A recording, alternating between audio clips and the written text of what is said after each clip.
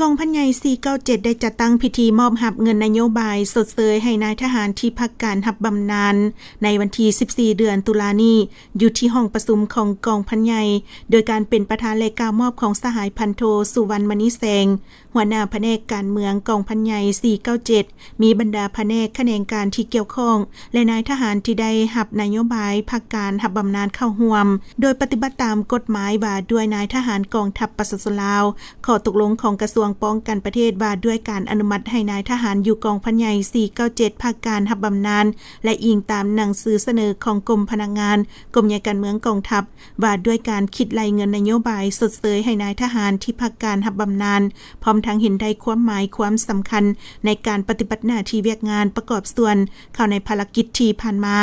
ตามระเบียบของกองทัพประชาชนลาวกระทรวงป้องกันประเทศตกลงอนุมัติให้นายทหารอยู่กองพันใหญ่497ภาคการรับบำนาญ2สหายและมอบเงินนโยบายสดเสยรวมเป็นเงิน29ล้านกว่ากีบโอกาสนี้สหายพันโทสุวรรณมณีแสงได้มีคำเห็นโอลมซึ่งได้แสดงความย่องเยาสมเสยต่อผลงานที่บรรดาสหายได้ทุ่มเททุกสติปัญญาเหือแหงประกอบส่วนเข้าในภารกิจปกปักรักษาและสร้างสาพัฒนาประเทศชาติปรับปรุงก่อสร้างกองทัพเว้ารวมเว้าเฉพาะก็คือประกอบส่วนเข้าในการปรับปรุงก่อสร้างกองพันใหญ่497อย่างบ่ฮู้อินฮู้เมื่อยเฮ็ดสำเร็จหน้าที่การเมืองอันมีเกียรติสง่าของตนพร้อมทั้งเฮียงห้องให้นายทหารผู้ที่พักการรับบำนาญจงพร้อมกันดำรงชีวิตนำอำนาจการปกครองท้องถิ่นเป็นแบบอย่างให้ประชาชนในการปฏิบัติข้อกำหนดกฎระเบียบฮีตของประเพณีของบ้านช่วยเหลือองค์การจะตั้งทุกขั้นในการศึกษาอบรมให้ประชาชนทำรู้เสื่อมซึมต่อแนวทางนโยบายของภาคระเบียบกฎหมายของรัฐ